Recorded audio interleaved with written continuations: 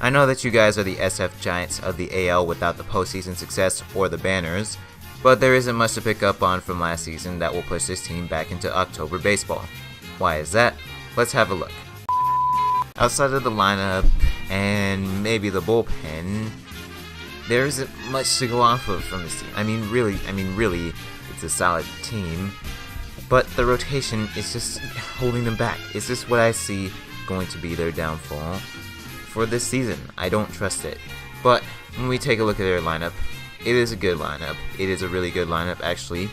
Tim Beckham, Jonathan Scope, Manny Machado, and Adam Jones, and then Chris Davis.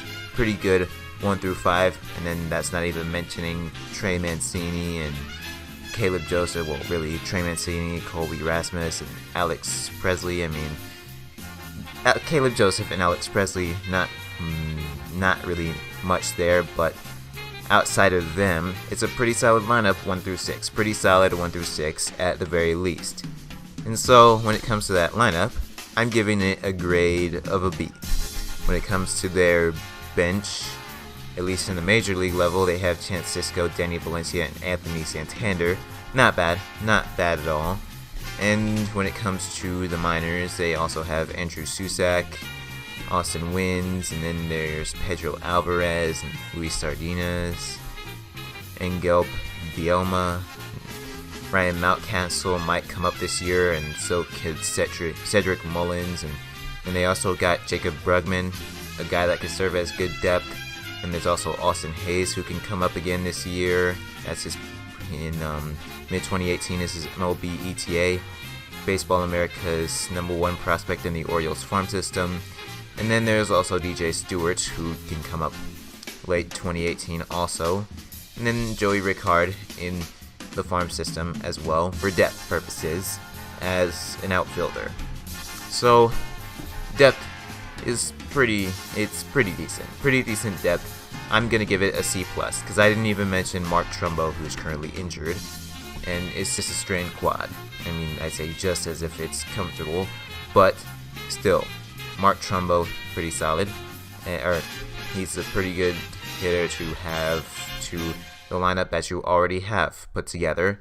And so, I mean, their lineup, I'm actually going to turn their lineup up to a B+ grade. I think it's very good, actually, and it's a big strength, and in terms of the depth, I think I said C+.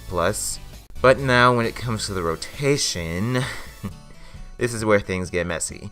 So they do have Alex Cobb in the rotation to go along with Dylan Bundy and Andrew Kashner, but, I mean, outside of Dylan Bundy, I don't really trust this rotation. I don't at all.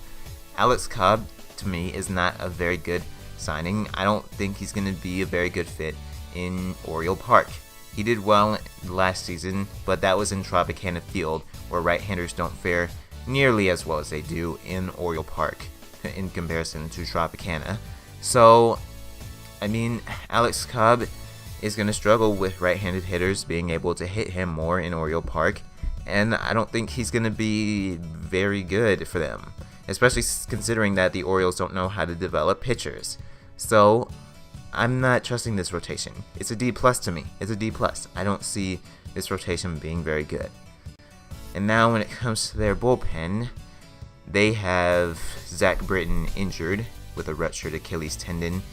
And yeah, he's going to be out for a while. Almost the whole season. So there's Brad Brock that they have to lean on, as well as Darren O'Day and Michael Givens. And outside of them, I mean, not too much to go off of there. But those three guys are going to give them a bit of an edge in comparison to some other teams. So I'm going to give their bullpen grade a B-. And in terms of a couple of pitchers, there's Gabriel Inoa, who's injured. I mean, not much there, but in terms of their prospects, there is Tanner Scott, who could come up again, and Chris Lee. So, we'll see how the pitching staff goes, but it doesn't look very good to me. If I'm summing up all of this, I see no playoff team with the likes of the Yankees, Red Sox, and even Blue Jays ahead of them. If they want any success this year, it's going to have to come from the rotation. The problem with that is that the Orioles don't know how to develop starters. If we look back into their recent history this decade, it's hard to find a starter that maintained their strong play for a consistent amount of seasons. Translation, this team is the Marlins last year, and they'll need to blow it all up if their team still can't find success in the postseason, or if they can't even make the postseason in the first place. The over-under from Fangraphs is 75 and 87. I'm going over, but not much, with 77 and 85, and 4th in the AL East. Let me know if you agree, let me know why I should believe in the even year magic in Baltimore. It is a predictions video, and that's what predictions are all about. So that'll do it for the Orioles edition of my 2018 MLB season previews for every single team, and so long.